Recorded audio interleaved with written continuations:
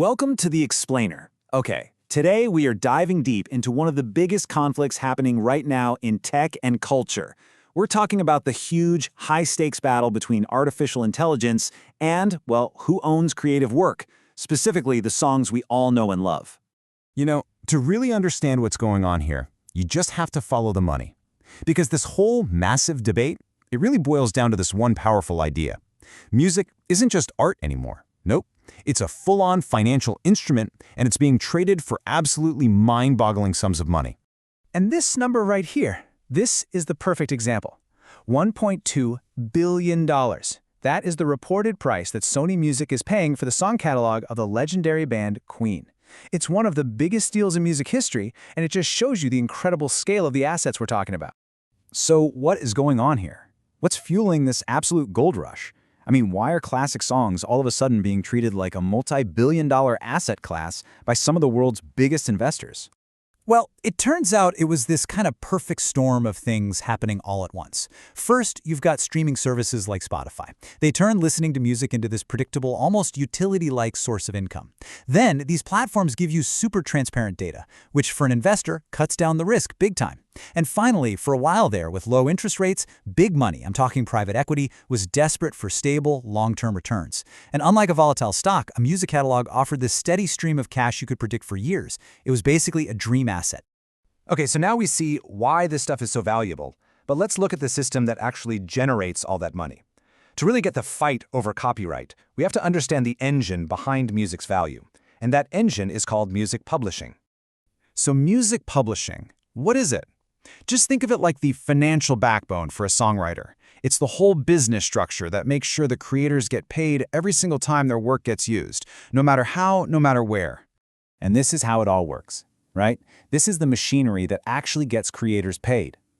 So, every time you hear a song on the radio, boom, that's a performance royalty. When you stream it on your phone or buy a download, that's a mechanical royalty. And when it shows up in a movie or a video game, that's a sync royalty. Each type of use is its own unique, trackable stream of revenue. All right, so we've set the stage. We've got these incredibly valuable assets, all built on this intricate system of payments. And now, in walks the big disruptor, generative AI, with its massive and seemingly bottomless appetite for data. See, for one of these AI models to work, to be able to create anything new, it first has to train by just churning through enormous data sets. And where does that data come from? Well, it's often scraped right off the public internet. And that means it frequently includes the very same copyrighted songs, lyrics, and music we just established have this huge, structured financial value. And it's not just about shoveling any old data into these models. It's got to be the right data. Research from the US Copyright Office makes it clear. Yeah, the models need a massive quantity of data, but the quality is just as important. It's that classic saying, garbage in, garbage out. You feed it high quality, diverse stuff, you get much, much better results.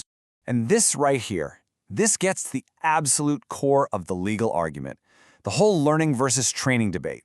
See, AI developers will tell you their models are learning just like a human musician gets inspired by listening to other artists. But the folks who own the rights, they say no way. They argue it's not inspiration. It's the mathematical deconstruction of millions of copyrighted works just to replicate their statistical patterns. Two very different things. Which brings us, you guessed it, straight to the legal battleground, where this massive conflict is being fought right now. So here it is. This is the multi-billion-dollar question. It's what the courts, the creators, and the biggest tech companies in the world are all wrestling with. Can these AI companies just take all this stuff and use it to train their models without permission? And pretty much this entire massive, complicated debate, it all hinges on just two little words: fair use. It's this famously complex and, let's be honest, kind of gray area of US copyright law that tries to strike a balance between protecting creators' rights and allowing for new innovation. So on one side of the ring, you've got the AI developers. Their argument is that training is a transformative use. The AI isn't just republishing the songs, right? It's using them for a totally different, non-expressive purpose, to learn patterns. They say it's kind of like how a search engine indexes the entire web, and that this is absolutely essential for innovation.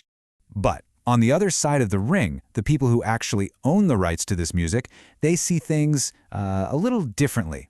They look at this and see mass-scale commercial infringement that's going to directly harm the market for their work. For them, this isn't innovation. It's forcing creators to basically subsidize the very technology that might one day replace them.